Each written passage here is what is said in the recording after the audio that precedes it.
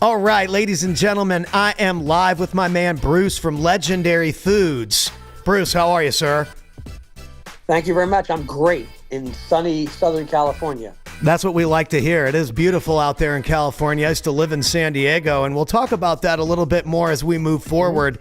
Legendary Foods is making some legendary moves. Let's talk about how you guys kind of came into the supplement industry a few years ago where everyone wants to be eating more protein. It's the hot topic. And we actually shared the stage or have a bunch of times with Gabrielle Lyon at Bedros' event, who is talking heavily about dietary protein. And I'm in my 40s now. I need to be eating my protein. And I think that you and I, being entrepreneurs, think a lot differently than just the regular population. And I think people take that the wrong way when you say that. But entrepreneurs, business owners, and innovators create the trends that everybody else follows. And that's what you guys are doing. So explain to me how you wanted to take healthy protein and bodybuilder style food and make it fun for everybody to eat. Well, I tell you, if I unwound a little bit, it started at Quest Nutrition, which you knew that's where I started. Yep. There it was more protein bars. And don't get me wrong, it was a phenomenal company. We sold that company after 7 years for $1 billion cash. So that's no short feat. Yep. But we started Legendary immediately. And what we figured out with a whole new team, everyone else left or retired, we figured out with Legendary, it's more appealing food for everyday people. Like we started out with the, people call them Pop-Tarts, but protein pastries. We got the sweet rolls, which are like Cinnabons. We've got chips. And now we just launched this past week, which you should be getting them today, probably delivered, are little 2-pack donuts, 2 in a pack. And everything's protein filled, but it reminds me of when I used to buy those little sleeves of donuts when I was a kid, with like the 5 donuts. Mm-hmm. So at Legendary, we're making foods more relatable to people so they can, as opposed to, oh gosh, another protein bar. It's like, oh, I could eat that. And it's done phenomenally with kids so far. Like moms are tricking their kids into eating these pastries with 20 grams of protein. Yeah, it's amazing. My kids have started to eat a lot more protein, from Greek yogurt that doesn't have a bunch of added sugar in it to, stuff like the Legendary Food stuff. And I find it very interesting that the more they eat of that, the less they want of everything else. Yeah. Protein inherently will fill you up, and it's a great filler. And obviously, people like Gabrielle Lyons, it's now become a buzzword. Just like we've gone through trends, there was low carb and keto, but protein has always been, our body is built on protein. Mm-hmm. And you'd be surprised how many people, there's a formula. They say you should get 1 gram of protein for every pound of body weight. Average, maybe a little bit. Most people don't accomplish that in a day. Not even close. Not even close. Yeah, I have girlfriends of mine will say, I had a little shredded chicken on my salad at lunchtime. Okay, that's 19 grams. Where's the rest? 19 grams out of like 150 to 200. Yeah. So, and I think that that's important too, is this is an uncomfortable topic for people. And I think that's why only people thinking in an elite way would even approach this topic, because they're trying to make themselves better. Most people are just happy with what they got. They're good with the job. They're good with whatever they've got in life, and they're not trying to actively improve.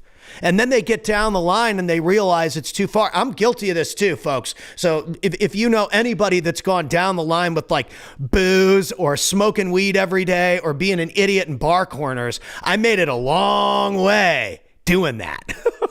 15 years driving all over the country, but eventually those bad decisions got me DUIs, got me in trouble, and I had to pivot. And so my point in knowing all these things, because I've gotten my butt beat, as I'm sure you have, being an entrepreneur or a dream chaser or brand builder or whatever, is that those pivot points are what makes people great or makes people like recoil and recluse into a corner. What were some of those moments for you as an entrepreneur? Because, I mean, you mentioned Quest, they sold for all this big money. You're talking Legendary Brands, they're everywhere now. So everybody probably looks at you and they're like, oh, this guy, he made it. Well, I will tell you this, even unwind a little bit, even before Quest, I had a very successful bodyguard protection business. And what I didn't know about, all I knew is I had these relationships. Mm-hmm. All these studio heads, they'd call me and hire me. And I knew nothing about finance. I knew nothing about the back end of a business. And really quick, one day, my bookkeeper, which was a key indicator, I had a bookkeeper, a lovely lady who worked from home, would payroll checks and mail them out. She called me one day on a Monday and said, "Hey, Bruce, your payroll is due Friday and it's $75,000 and you have 25 in the bank." I said, "Well, how's that work?" And she said, "You've got a lot of outstanding debt. A lot of people owe you money, a lot." And I started ringing the phone and collecting money, but it was an immediate wake up call that I almost went out of business that week because I almost didn't have enough money to cover payroll, which then people just leave you and quit.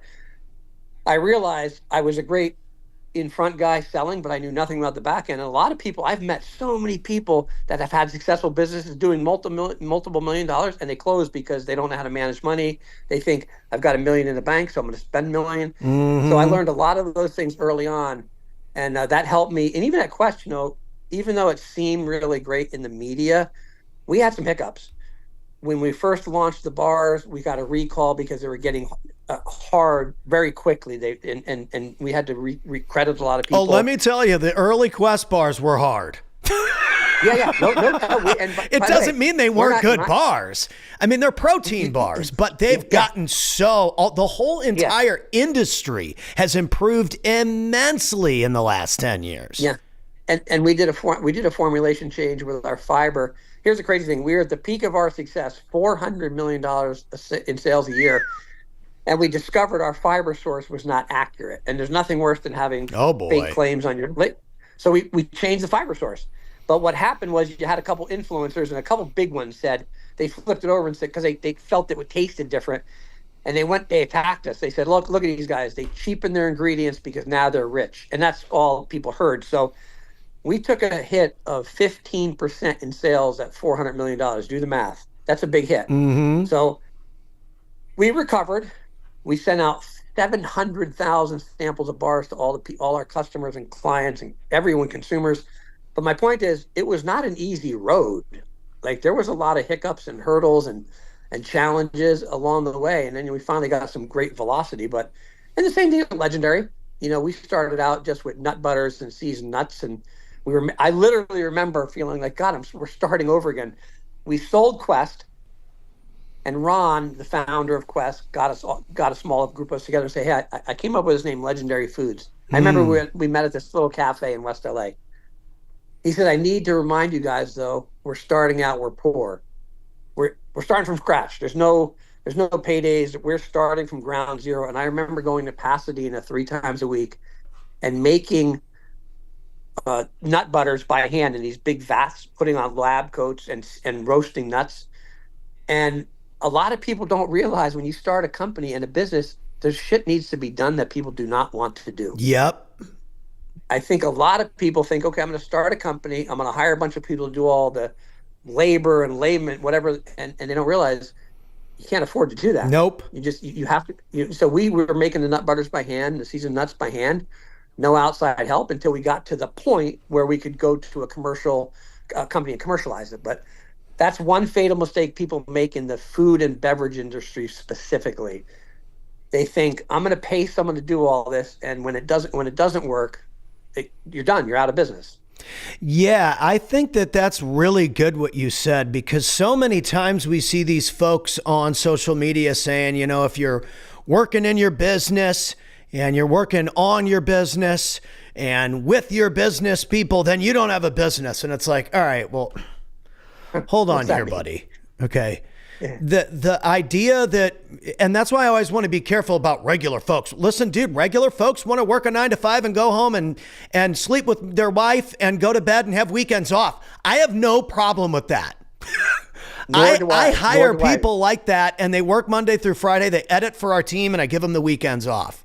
They're great. Many of my friends live that lifestyle. They Sometimes are wonderful. Envious, We've always been prepared. We post 7 days a week for people. We have to work 7 days a week. That's how our business works. Social media never closes.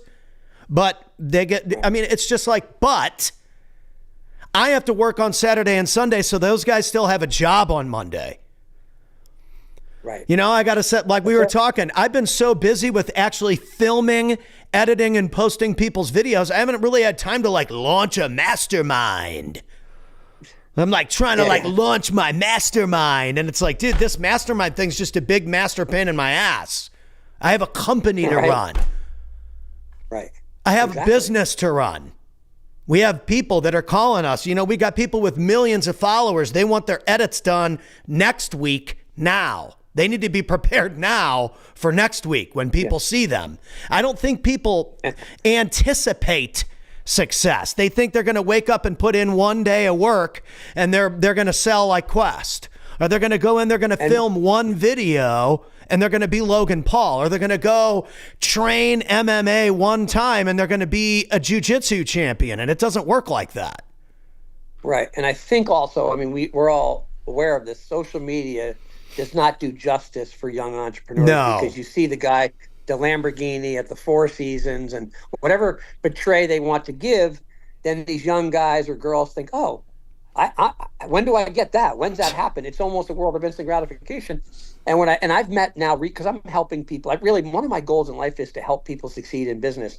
And I've met with some pretty young entrepreneurs, and their perception is not reality. They're like I won't sidetrack too much, but I just talked to these two kids. They go to UCLA. Yep. They have a protein snack. It's like a Cheeto, kind of spicy. And I said, you might have something here. I don't know. It seems pretty good. I said, how much money have you, because so the conversation, we're raising money, and they wanted to sound really intelligent, Series A.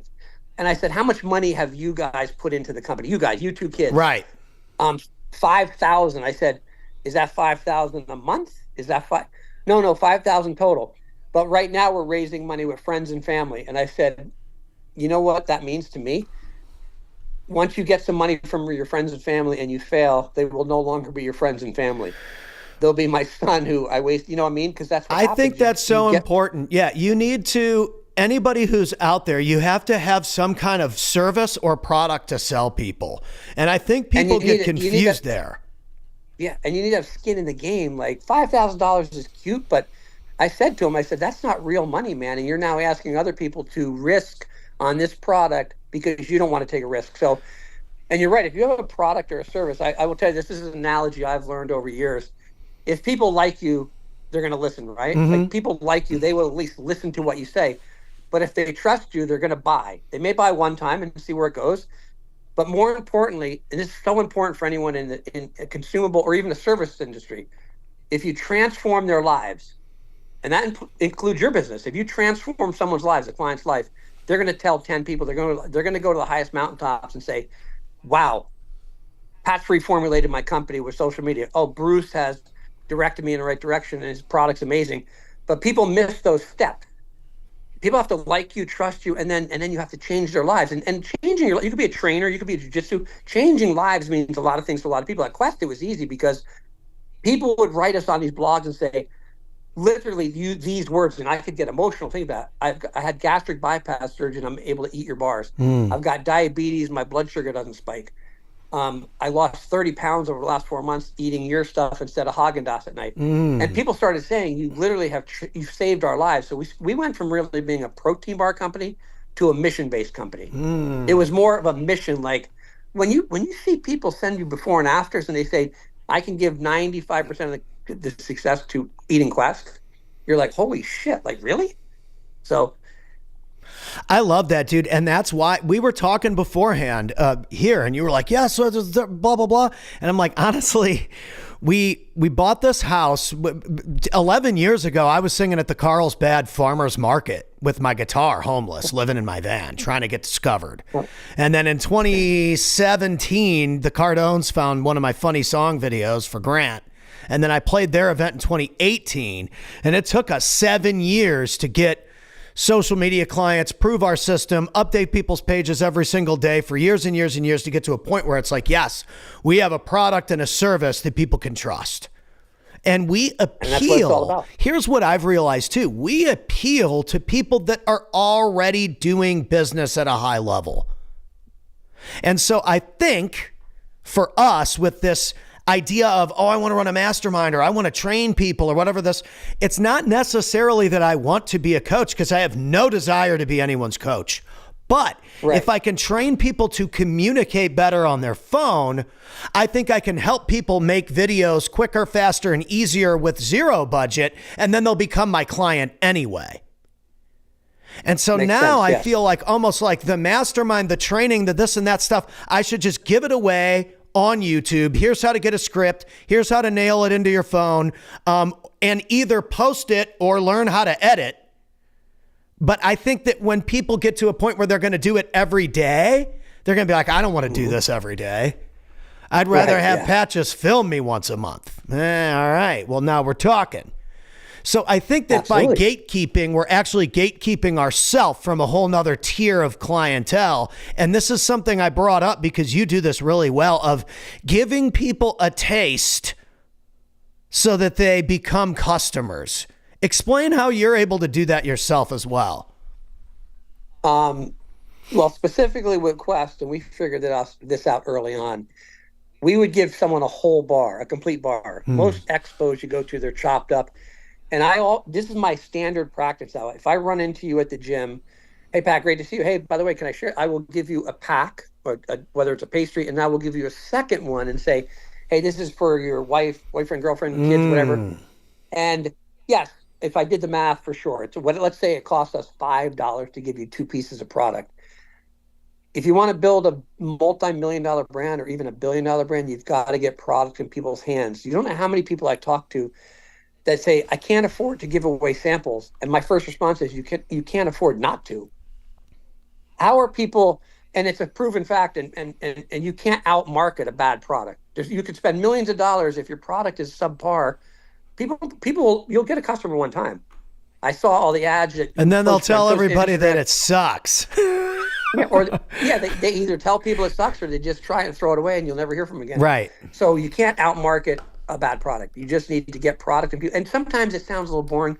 I have challenges when I talk to marketing people because everyone wants to think about the next greatest thing, whether it's a music video or do something cool and hot air balloons. And I said, listen, at the end of the day, if you have a product, a protein bar, cookie, candy, or a drink, you need to get it to people's hands and they have to try it and then say, that's freaking phenomenal. Let me go buy some. There's no magic trick. And I don't think it's any different in your industry. No, it's not. Hey, Pat, we'll retain you for X amount of time. And they're going to say, wow, this guy changed my life, or it was okay. Yeah. And then it's going to parlay. And that's just how it is. So I say this, if you have a product or a service, it's the same to me. I love that. I go to a gym. It's like an Equinox here in LA sometimes. I would go in, and the trainers, God bless them, but they'd always be looking at their phone if they had downtime. They never really made eye contact with anyone. And I knew they got paid by hustling. And finally, one guy approached me. He kept seeing me work out, and he said, man, you look like you're a strong guy. I said, I don't know if I could bring you value, but I'd love to. Can I run you through a session one time? I said, yeah, how about Friday? Let me work out for free. Changed my life. I was doing stuff we normally wouldn't do, one-legged this and, weird stuff, core stuff. And I retained him for 2 years and I paid him a lot of money. But because he approached me and said, I have a service, can I at least let you try it for an hour? And if you like it, and we're best friends. Yeah, most people that's good. I think that what we need to do is we need to supply people with, the script system so that they can come up with some scripts and then show them how to film and how to edit and how to post. Because it's a 4-step process, but it's such a pain in the ass. And you know this, you make painful content. To do that on a consistent level without any help. Even I have to have a team edit and post my stuff. And now our team is so busy that for me to even stop and teach people that aren't on the same gear or that we're on, or same highway that we're on, it almost slows the whole company down. Right. I bet. You know what I mean? So I'm like kind of caught between. I'm like, I think there's another clientele here at like a different price point, but are those really even my customers anyway? Or should we just continue to be the elite people? And we're going to have to be the elite people. And we're going to have to teach those people that if you have no budget like I did, then you can get Grant Cardone and Gary Vee's attention with your phone. Here's how. And if you need help, we can help you. Yeah.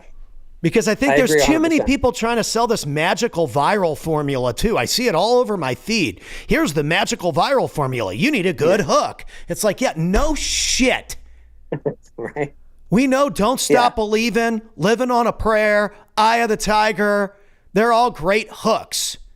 That's why people love those songs. But that kind of content, everybody knows that. But at the same time, you need sales. So if you're hooking people into something that pulls them out of your conversion process by talking about whatever some of these people talk about, what they ate at Chipotle or what they order at Panda Express, unless that directly goes into here's how to hit your macros, and I'm a fitness trainer, or that goes into here's how you can be pumped up for a recording session when you're on the road, you still have to formulate how does that convert to dollars. Exactly.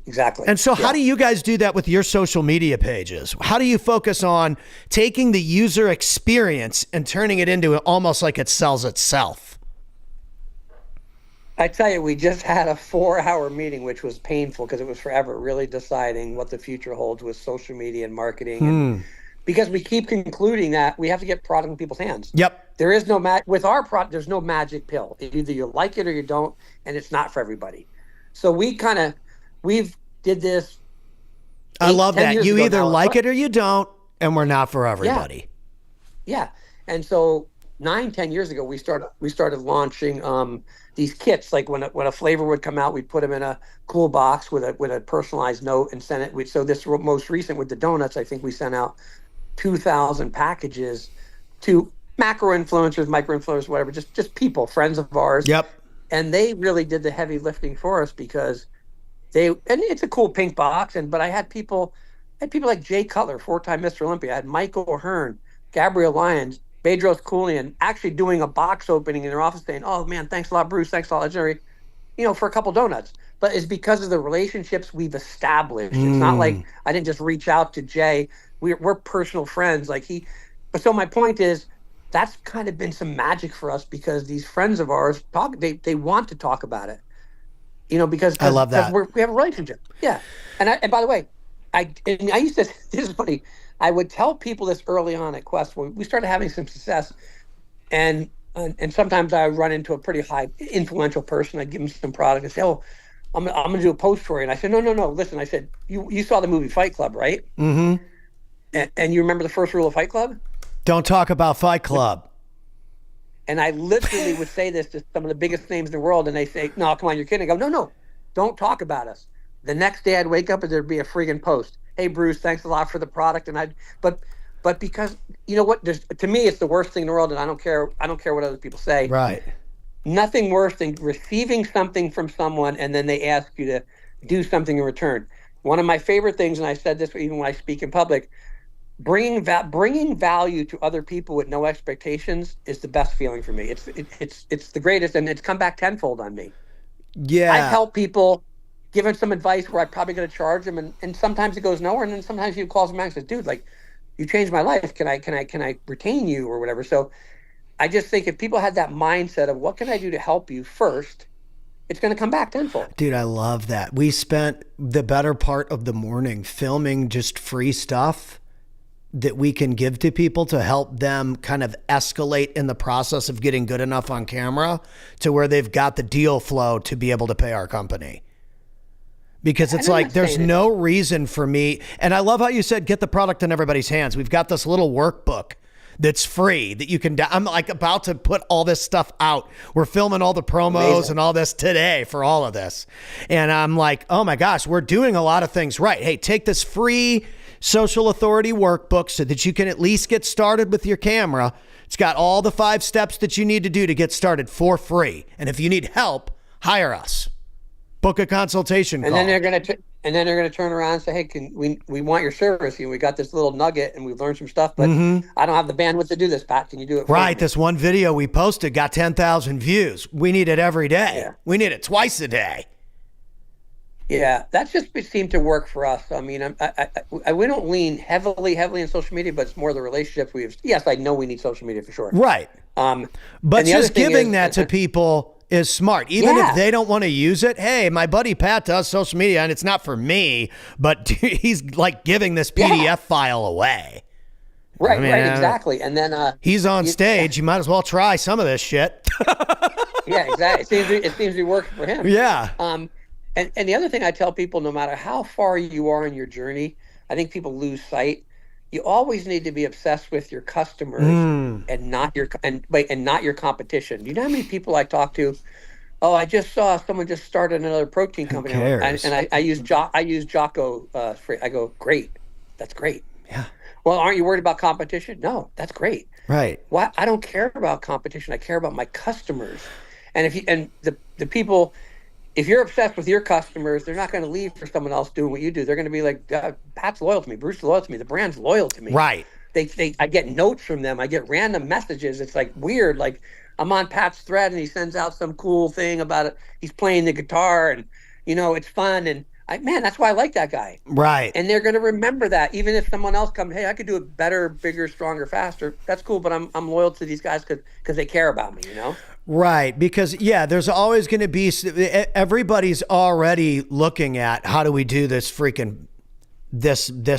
pastry thing or brownie thing or cookie Oh, thing. for sure. God, And by listen. the way, folks, you probably will appreciate me saying this. You go into the cookie section and you pick up one of those protein cookies and you look at how much added sugar is in some of those protein cookies. And then you compare the protein label of sugar, added sugar, and carbohydrates of some of those cookies. We won't name their names. Two legendary brands, because I've done this before and I know Bruce and I love his product.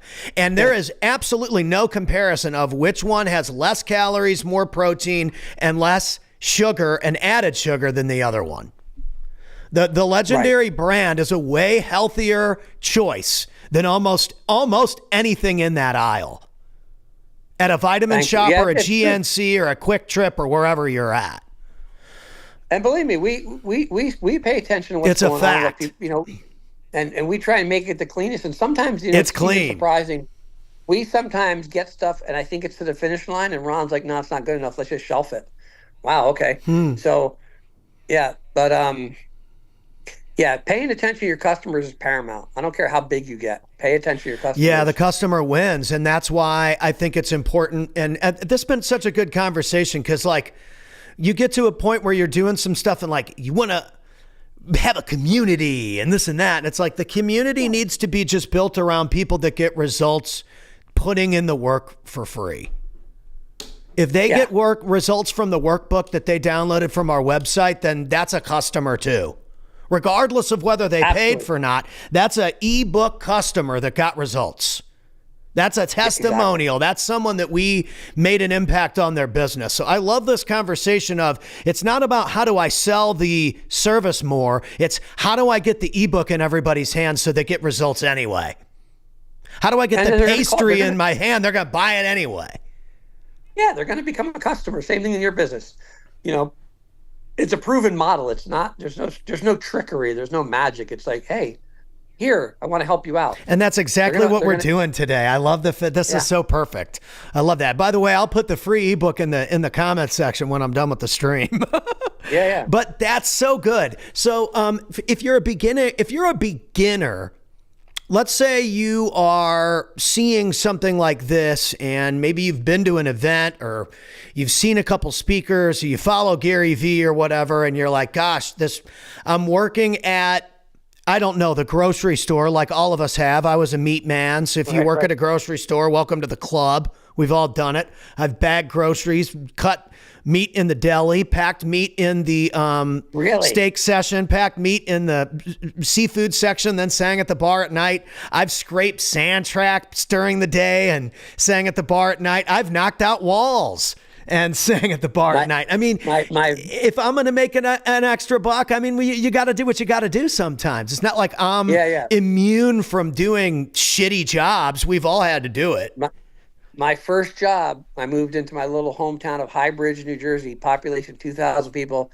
The A&A market, named after Arnold and Albert Gaspari, were immigrants from Italy. Mm-hmm. I was a stock boy. And then once they felt comfortable, then I was cutting meat. And what they used to do back east, because then during deer hunting season, at night they would shut down and clean, make venison, clean up the deer. Yep. And I learned all these things. It was probably the most eye-opening life lesson to work for these two immigrant brothers because they didn't cut you any slack. Yep.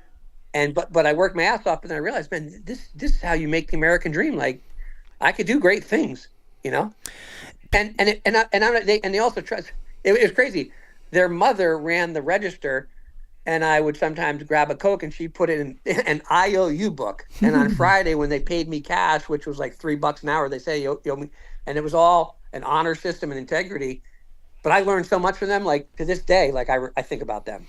Dude, that's awesome. And again, all those little gigs that I did, there were lessons I learned. I mean, to scrape sand traps before you got to go to audio school, you got to be up at like 4:30 in the morning, and then you got to be at the school by 9, and then you get off class at 1, and then you got to go do this, and you got to go do that, and you got to a studio session at night. Like for me to get to a point where I know how to run all this gear and stream live and record and chop it all up and post it, it took years. And so like you said, when someone's like, oh, we got a new I'm a social media agency owner now. I'm like, oh, okay. Welcome to the fucking workload, bro. You know what I mean? Yeah, right? Pile on 15 people that you have to post every day for. And then, you won't be celebrating with your Starbucks at the open workplace. You'll be busting your ass. And that's what you pray for. I think a lot of times people get busy and they want to, like you said, they want to off-source the work. And it's like, I can't. People pay for my edge, my experience, my style, my way of communicating on stage. Same reason why Legendary wants you is because you did the Quest thing.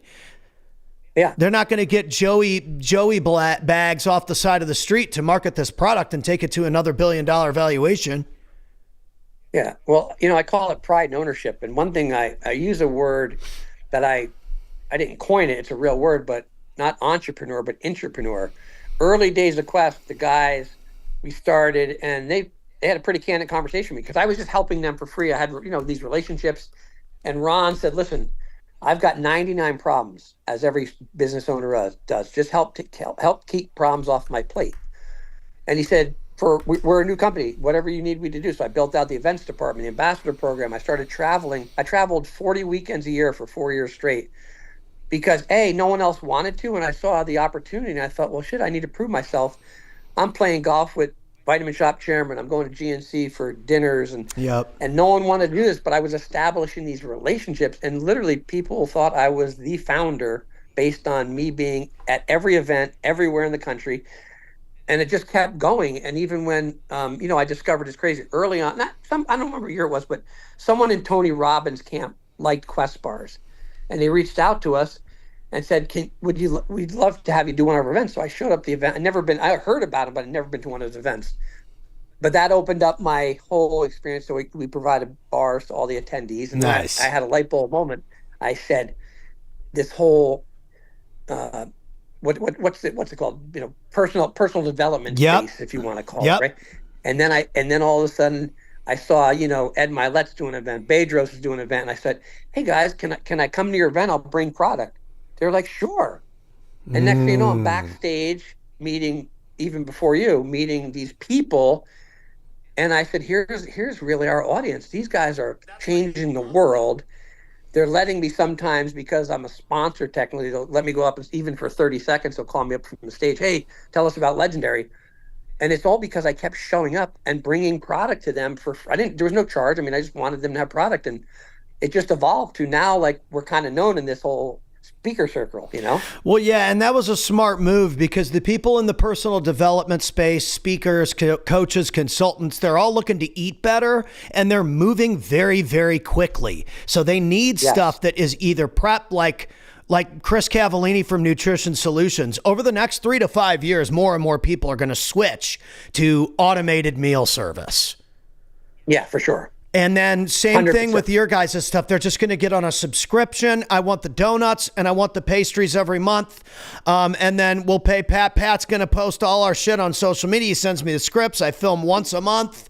And then it's like, I know all this stuff's going to go out. Now I can go focus on what you're telling people, going out and building real connections. Because with AI and all these things that we can use to amplify our connections, well, what connections are we amplifying?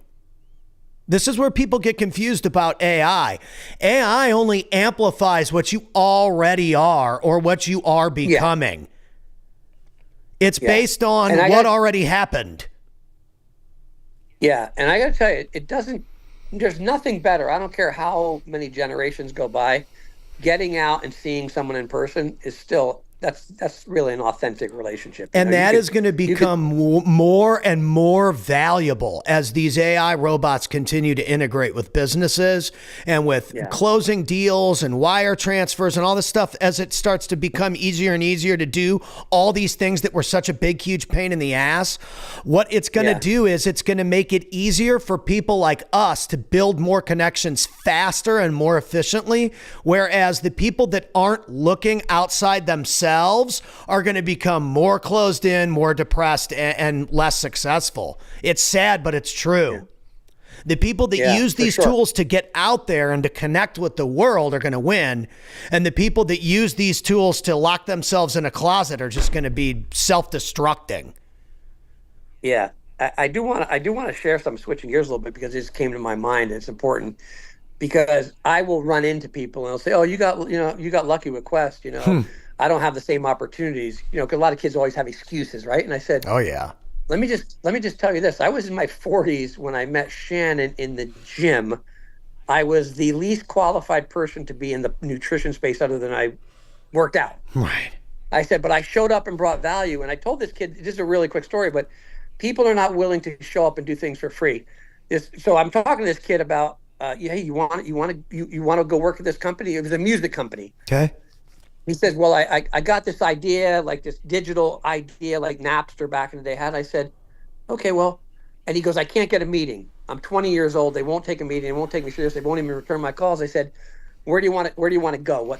Where do you want to go? He said, Sony Music has a really cool, this is, by the way, years ago this happened. I said, go to Sony Music and say, I'll work for free. I'll work for free for 6 months. And if you I'll work in the mailroom for whatever. I don't care where in this building. I want to just get in. I'll work for free for 6 months.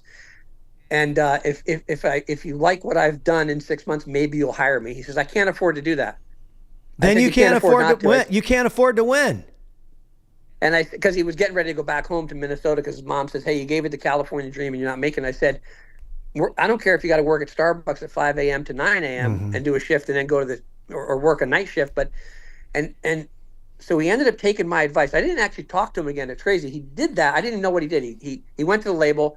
I ran into him. I'm not exaggerating, Pat, at the last Super Bowl that was in Los Angeles, which was two Super Bowls Yeah, ago. with Dr. Dre.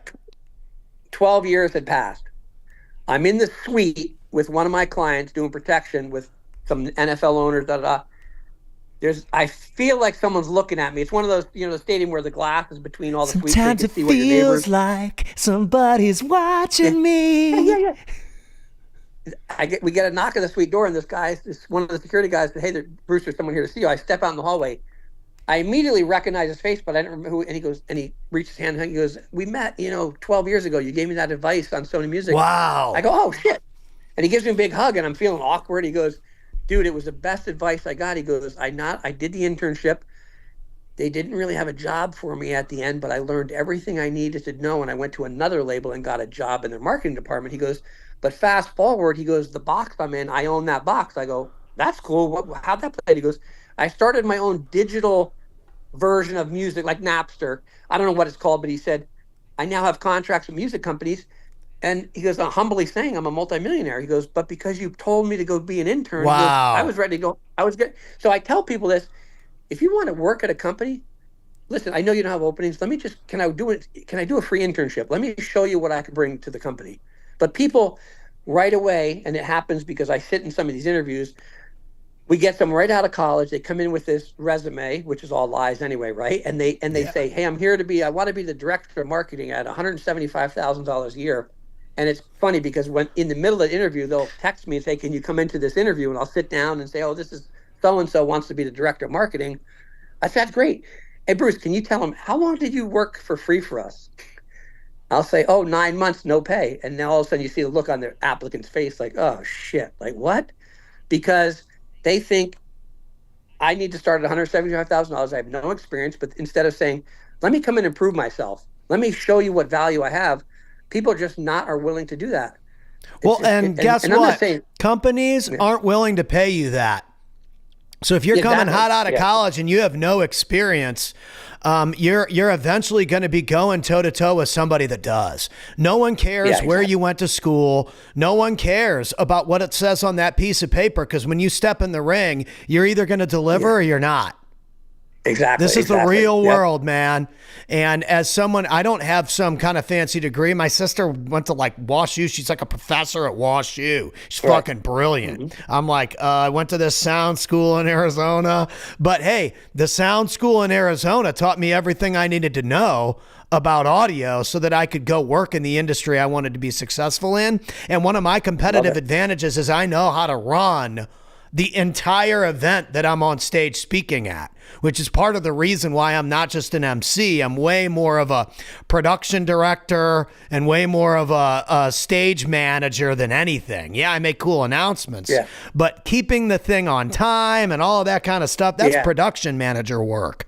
I Oh, do for that at sure. the same time. And I can run the camera and I can run the mic. So it's like I'm able to integrate with a lot of different teams and not step on people's toes that that's their task, Yeah. but assist Yeah. them so that we're competitive. Because I when you love it. integrate with marketing teams all over the country, it's like we have to come into somebody's company and not piss people off that already have jobs. Because we're not sure. here to take your job. We're just here to make your job easier. That's it. Exactly. We're not Yep. here to take anybody's gig. We're here to make everybody more efficient, make everybody more money, get us the views we need and the client acquisition we need from social media, and stay the hell out of your face.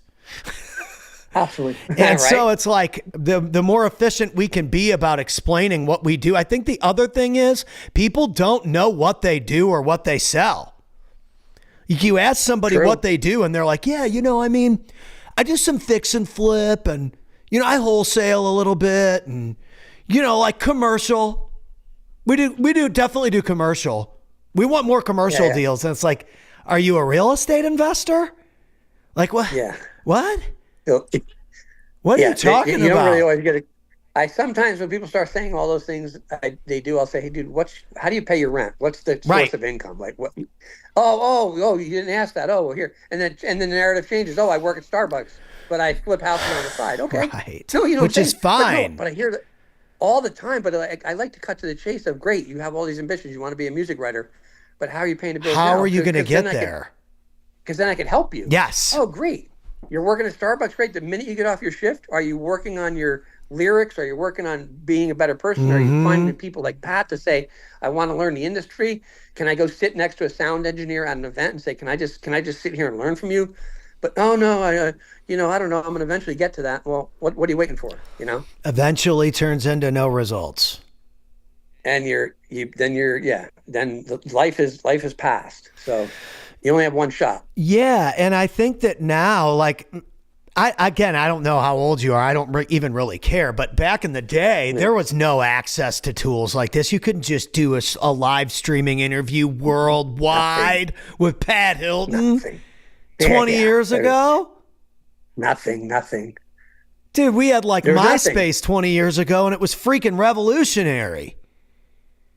I got to tell you, even when Quest started, the year Quest started, the only thing was in social media was Facebook, no Instagram, no Twitter, no X, nothing. LinkedIn hadn't started yet, so and that was initially when it was just kind of blogs. Yep. So there's always an evolution, and I know sometimes it's hard for me to comprehend. I'll be like, I remember I used to not have a cell phone, but I can't imagine it now. But you'd go home and check your answering machine, like oh, Pat's trying to get a hold of me. Yeah, I'd I sing mean, songs in people's answering machines for sure. yeah, but we evolve. But people get so addicted to certain things. Sometimes you just got to get down to brass tacks, and it's about building relationships, authentic relationships. I told you about the internship. During Quest, we would bring interns in, for college credits and write letters, and it was always cool. So one young lady came in. She was an intern at a department, not my department, but next door, some boring stuff, and she always stopped by and say, hey, I've been following you on social media, talk about social media. She says, and I see you're doing all these events. Is there any chance I could join you sometime? I said, sure. Like, yeah, absolutely. I said, tomorrow I'm doing a movie premiere in Hollywood. A friend of mine's producing it, but I'm going to bring by 10 gift bags specifically for the cast and crew. Nice. Can I join you? Sure. And thinking she never would, because everyone for years would be like, Bruce, can I come out and join you? And I'd say, yeah, I'm going to be going to San Diego on Saturday. oh, it's my boyfriend's birthday, it's my girlfriend's this, it's a Oh yeah. okay, cool. But I'd still be gracious and offer, right? She showed up at this premiere, helped set up the bags, and was like, very help. You need me to take pictures, Bruce, and she's really helpful. And so we got done, and she said, "When's the next event?" I said, "Oh, Saturday. Can I come?" I'm like, "Sure." I'm thinking, is she going to really show up? She kept showing up. My point to this is, she finally left her internship at Quest, and she went on, and she's now the CMO at a publicly traded food company. Oh wow. And she rang the bell on New York Stock Exchange. She's a multimillionaire. But I remember when she got to that success, she texted me and said, "Hey, thanks for showing me the way.